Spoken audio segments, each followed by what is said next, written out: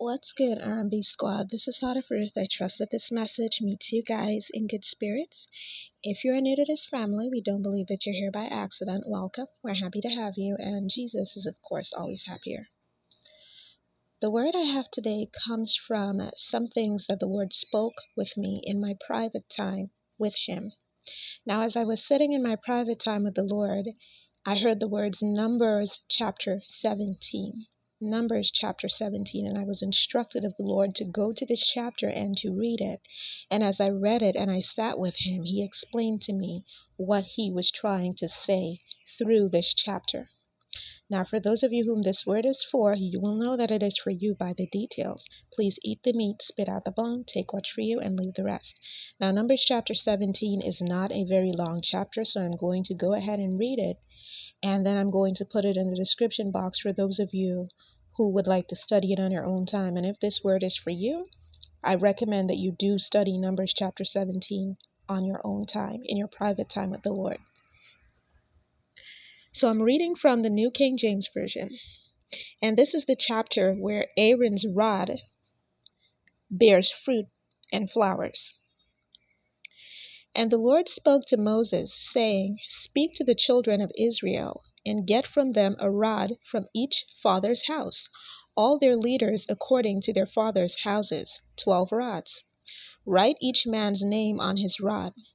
And you shall write Aaron's name on the rod of Levi, for there shall be one rod for the head of each father's house. Then you shall place them into the tabernacle of meeting before the testimony, where I meet with you. And it shall be that the rod of the man whom I choose, listen to this carefully, and it shall be the rod of the man whom I choose as high priest will blossom. Thus I will rid myself of the complaints of the children of Israel, which they make against you. So Moses spoke to the children of Israel, and each of their leaders gave him a rod apiece, for each leader according to their fathers' houses, 12 rods, and the rod of Aaron was among their rods. And Moses placed the rods before the Lord in the tabernacle of witness. Now it came to pass on the next day that Moses went into the tabernacle of witness, and behold, the rod of Aaron of the house of Levi had sprouted and put forth buds, had produced blossoms and yielded ripe almonds. Then Moses brought out all the rods from before the Lord to all the children of Israel, and they looked, and each man took his rod. And the Lord said to Moses, Bring Aaron's rod back before the testimony, to be kept as a sign against the rebels, that you may put their complaints away from me, lest they die. Thus did Moses, just as the Lord had commanded him, so he did. Now let me read that paragraph again, because that is so important. This is chapter 17, Numbers chapter 17, verses 10 to 11. And the Lord said to Moses, Bring Aaron's rod back before the testimony, to be kept as a sign against the rebels, that you may put their complaints away from me, lest they die. Thus did Moses, just as the Lord had commanded him, so he did. So the children of Israel spoke to Moses, saying, Surely we die, we perish, we all perish. Whomever even comes near the tabernacle of the Lord must die. Shall we all utterly die? Praise the Lord. And that's the end of the chapter.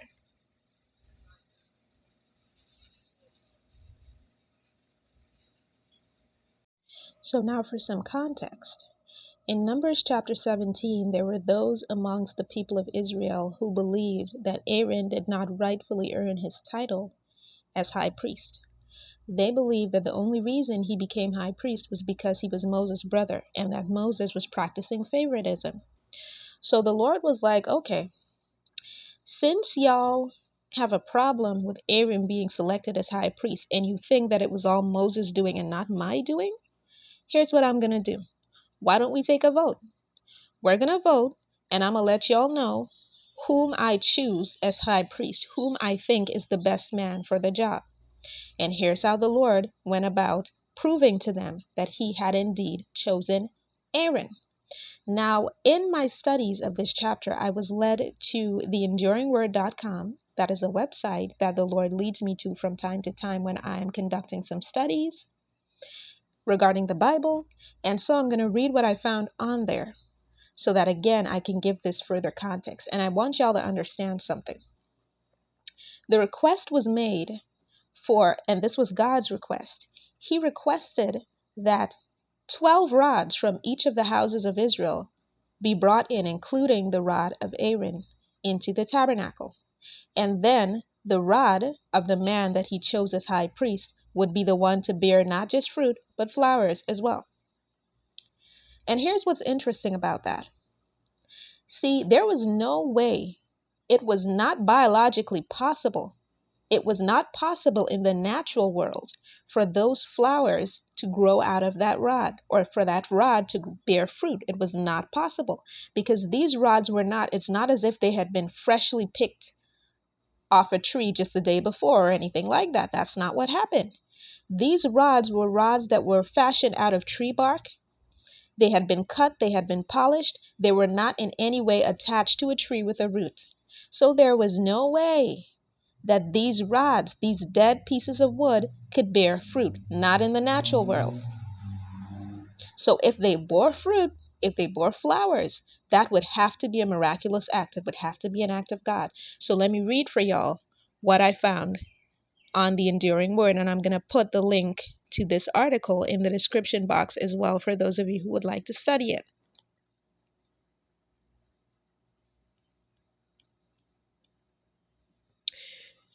Then you shall place, and I'm reading from what I found on the Enduring Word, then you shall place them in the tabernacle of meeting before the testimony, where I meet with you. And it shall be that the rod of the man whom I choose will blossom. Thus I will rid myself of the complaints of the children of Israel, which they make against you. So basically, God is saying to Moses, this is how I'm going to shut them up. They keep saying that you favored Aaron because he's your brother, and so you assigned him high priest. So I'm going to shut them up by showing them that this is my choice and not yours. Now the rod of the man whom I choose will blossom. Not only would this obviously be a miraculous sign, the blossoming of dead wood spoke of fruitfulness. Now fruitfulness, miraculous fruitfulness, only occurs and is only present when godly authority and leadership are being practiced. And that's a whole mouthful that was just said right there. Let me read it again. Not only would this, the budding of fruit and flowers from Aaron's rod, be obviously a miraculous sign, the blossoming of dead wood would speak of fruitfulness. Fruitfulness, miraculous fruitfulness, is present when godly authority and leadership are being practiced. So we've already established the fact that it was impossible for this dead wood that was Aaron's rod to even have anything at all growing out of it, let alone fruit and flowers. So that growth in itself was miraculous. That was an act of God. So now this is what else I found on the Enduring Word. And behold, the rod of Aaron, when Moses checked on the rods the next day, so this is the next day after the rods have been brought into the tabernacle, all 12 of them. When Moses checked on the rods the next day, Aaron's rod, and only the rod of Aaron, nobody else's, had sprouted. It had not only sprouted, but it had also put forth buds. It had not only put forth buds, but it had also produced blossoms. It had not only produced blossoms, but it had also yielded almonds. It had not only yielded almonds, but it had also yielded ripe almonds. This was a place where a relatively small miracle would have been convincing. After all, God could have merely made a little green sprout come from Aaron's rod alone, and that would have been enough. However, the Lord wanted to do something that was so astounding. And these are my own words here now. He wanted to do something that was so astounding that there was no way that anybody could dispute it. So now where do you fit in? How is this your word? God has called some of you, those of you whom this word is for, to a position. He's called you to a particular position, a particular place, a particular title. And there are people that will feel, or that already feel, if you're already there, or that will feel that way when you get there, that you do not deserve that title, that you do not deserve that position, that you don't deserve to be there. There will be murmuring. There will be people that will say, or are already saying, that you have no right to be there. That why couldn't it be somebody else? Why couldn't it be them? Why couldn't it be that person over there? Why couldn't it be anybody else but you? They're going to say that you got there and you did not get there in a fair manner. They're going to say the same way that they said that Moses practiced favoritism. They're going to say that you got to where you are because of favoritism, because you tricked somebody. In some instances, they're even going to go so low as to say that you did somebody a favor in order to get to where you are. This is what people are going to say when God positions you. However, the Lord is going to let these people know. He's going to silence them by shaming them. He's going to let them know that he chose you. And here's how he's going to do it. In the same way that he allowed those Israelites who were murmuring against Aaron being positioned as high priest, in the same way that he silenced them by causing Aaron's dead rod to bear fruit and flowers, he is going to do things that are so miraculous in your life that people looking on, even the naysayers, are going to have to say, you know what, that had to be God. He's going to do things that are so amazing and incredible in your life that even the people who are complaining about you being positioned where you are, complaining about you attaining the title that you're about to attain, even them are going to have to look at you and say, you know what, that could not have been anybody else but God. See, the thing about Aaron was he wasn't perfect, but he was a God-fearing man. He tried to live his life according to God's instructions, and that was enough for God to choose him because of his heart posture, because he did not rebel against authority, against God's authority or against any authority figure that God positioned. And even in instances where he complained about Moses' authority, God corrected him and he took correction. That's the heart posture that Aaron had. A lot of these men who were complaining that they had not been chosen as high priest and finding excuses for why Aaron was chosen and not them, that it was favoritism and all that nonsense, they didn't have the heart posture that Aaron had. Aaron had a heart where he could receive correction if need be. They didn't have that. The Lord was looking for a combination, the right combination of God-fearingness and humility. And only Aaron was the only man amongst the 12 houses of Israel who had that. And so he was chosen as high priest. See, the Lord chose you for the position that he's going to give to you, for the title that he's going to give to you, for the place in which he's going to put you. He chose you because of your heart posture. This is why you're going to bear fruit. There are people looking at you and expecting you not to bear fruit. Just the same way a lot of those men that brought in their rods into the tabernacle, they probably said, well, this is nonsense. None of these rods are going to bear fruit. They're dead wood. I'm sure that they said that within their hearts when they first heard the proposition being made by Moses. So there are people that are looking at your life and wrongfully assuming that you will never bear fruit. Then there are those who know your potential, they know about your gifts, and they're just hoping that you don't bear fruit. Regardless of who is saying no about you, regardless of who is dragging your name through the dirt, trying to ruin your reputation, trying to break your spirit, Daddy God said that you are going to bear miraculous fruit and it is going to silence them. See, that's what he said about Aaron's rod. He said, when Aaron's rod bears fruit, all the people who are murmuring against you, Moses, saying that you are practicing favoritism, choosing your brother as high priest, all of them are going to have to shut their mouths. And if they don't, they will die. Oh my gosh, that is another thing. He said, if they do not stop murmuring against you for this choice that I made, their own murmuring is going to lead to their own demise. They are going to die. I'm going to take them out of here if they don't shut up. And see, that's the thing.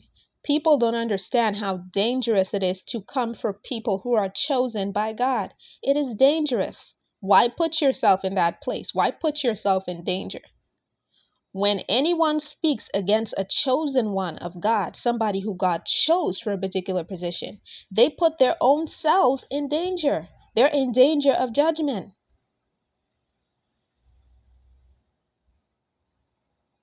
So the people who are speaking against you, the people who are saying that you don't deserve that position or think that you don't deserve the position that you're stepping into, you don't deserve to be in the place that you're about to occupy, you don't deserve to be who God is calling you to be, more or less.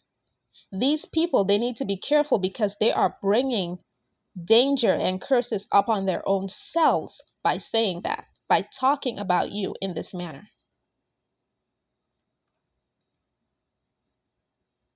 And consider the other men, the other 11 men who had brought in those rods. Their rods did not bear fruit, and that is because the Spirit of the Lord was not with them.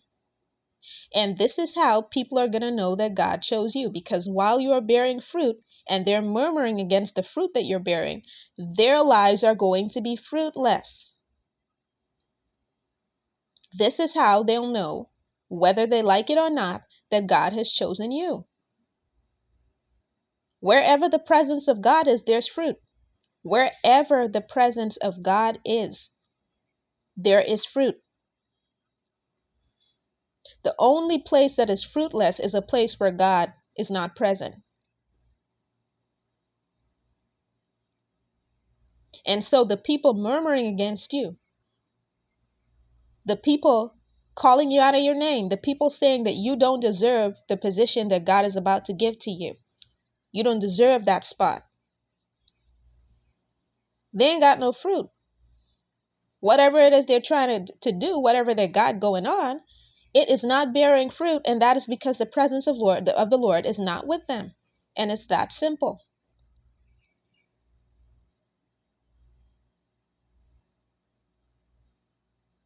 So regardless of who is saying what, get ready to be positioned. This is a time of positioning. God is calling so many of you to your rightful place, to your rightful positions, your rightful spots in a lot of different areas. For some of you, that looks like your career. For others of you, it looks like business. For some of you, it looks like family. For others of you, it is your marriage promise. God is positioning you. And there are people that are going to talk and say that you don't deserve that position. You don't deserve that title. God is going to silence them by showing them how much miraculous fruit is coming from that title that He's about to give to you. And that's the word. I hope that this message blessed someone. I love you guys. I will be back with another word as soon as the Lord releases me. Take care.